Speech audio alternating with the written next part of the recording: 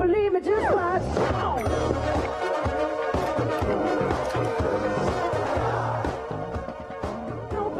We are back on the Morning Brew. This is great fun, right? We're back with Terry Schurmeyer. You're with the Great Southwest Antique Show and with Cowboys and Indians, the store in Nob Hill. Absolutely, 20 years. And the saxophone guys are so much fun this morning. Thanks, I'm loving guys. it. I'm loving it. It is great fun, and they're loud and awesome. We need that in the morning. It pumps you up. Right, it does. It does. Well, I'm also excited to see what this is. You brought some cool stuff. This is some of the stuff we'll see at the Great Southwest Antique Show, right? Absolutely. And this is a classic bulto. This is a 19th century, early 19th century bulto made by Jose Aragon. He was one of the most famous New Mexican santeros. And this is a typical piece that you would see in a northern New Mexico village. That would be venerated and used in processions and things. Right. And then this is you're telling me this is a more than 100-year-old... yes, this is a hand-woven, hand indigo-dyed cloth made by the Dogon people in the country of Mali in West Africa. And it's a beautiful shawl, but these textiles will come in different fragments because of their age, and they run, you know, in a value of about $100 to $300, but just a really great fashion accent piece. Right, absolutely. So how did you guys start the Great Southwest Antique Show? It's not just your store that's going to be there, right? Oh, no. My store just sponsors it. I put on the show. 200 of our best friends and associates come out from all across the country. We've turned it into a big charity event for the last 10 years. We've given away over $250,000 to several different good nonprofit education-oriented programs. And what I love, we had the folks on from the Cancer Center just a few minutes ago, and you guys are supporting part of their research. We put together a $65,000 endowment to support the nurse oncologists that treat the patients with cancer. And we send 2 or 3 of the top oncologists to the nationals to learn the new protocols to bring it back to save the next generation of cancer patients' lives. That is very cool.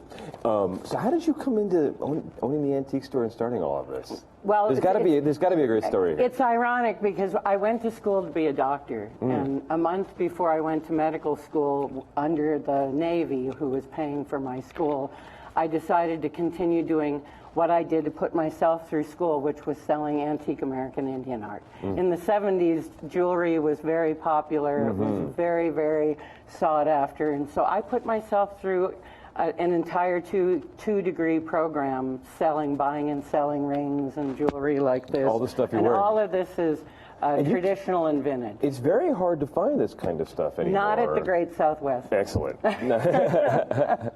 But yeah, I guess the old turquoise is getting harder to find. The coral is getting harder to find. All of that's a lot more expensive. And the beauty of buying vintage is you know the turquoise is real. It's not stabilized. It's not dyed. The coral is real, but it's not coral that's being taken when raping the coral reefs. This is all antique material. Reuse, recycle, repurpose. You know, it's all very, very important aspects of our lives today, and to keep this thing going. Right. So that's why I'm here talking to you. I love it. I love it. Well, the Great Southwest Antique Show.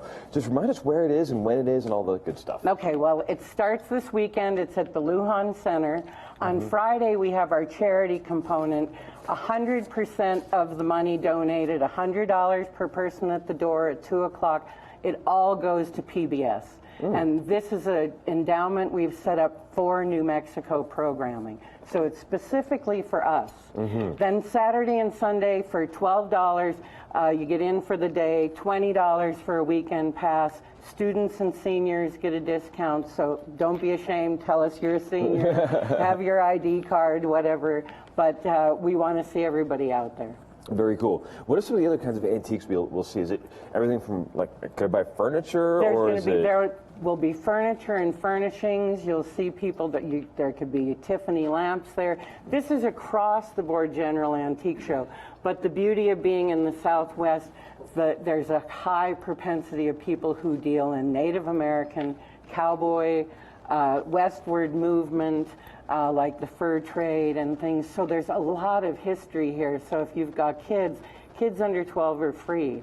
And so it's a great educational Go opportunity. out and see some like too. vintage saddles and Oh, vintage absolutely. spurs and that kind of stuff. Exactly. Oh, I love that. That's some of my favorite stuff to see because you just don't see it anywhere. No, and it really gives people an opportunity of what the Southwest is all about. Right, right. What's your favorite kind of antique? I know you've got some 60s stuff on here. Yeah, well, but- we're really involved in the vintage world. I travel to Japan now, and the Japanese are very much into American vintage. So I've got this original 60s peace symbol I got from a friend of mine, and a great Pueblo necklace on that's 100 years old. Yeah. And great Fred Harvey jewelry, all of which these types of things will all be at the show. Very cool. But is your favorite stuff the jewelry? And I love the jewelry. Yeah? Yeah, I have to admit, I love the jewelry. I have a big collection, and it's really where I started. Jewelry and textiles. Right. What is some of the more, I know a lot of people are now looking at jewelry as investment pieces, not just stuff to wear, but stuff to display and stuff,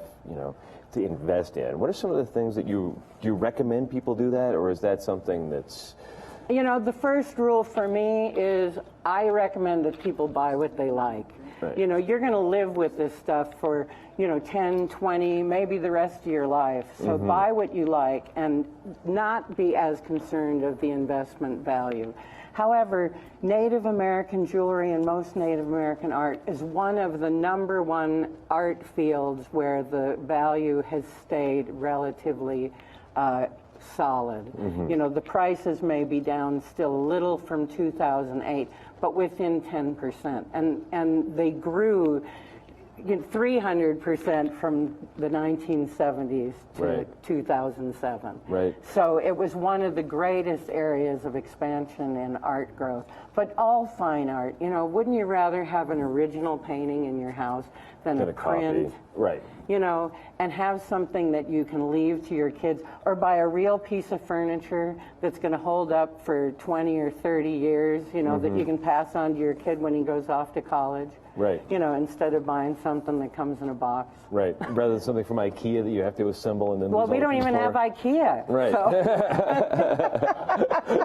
If we were even that lucky, right? Yeah, I mean, I see people race at estate sales for that piece of IKEA. It's like...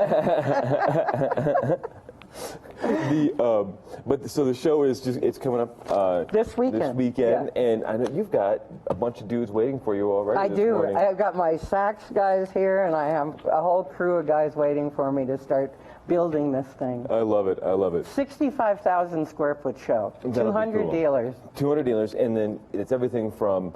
Is it? My mom's a fan of the old glassware. Is that? There's antique American glass. There's Oriental weavings. There's Asian material. There's African. There's Native American. There's cowboy. There's arts and crafts furniture. There's Tiffany lamps. Estate jewelry. Old books. Guns.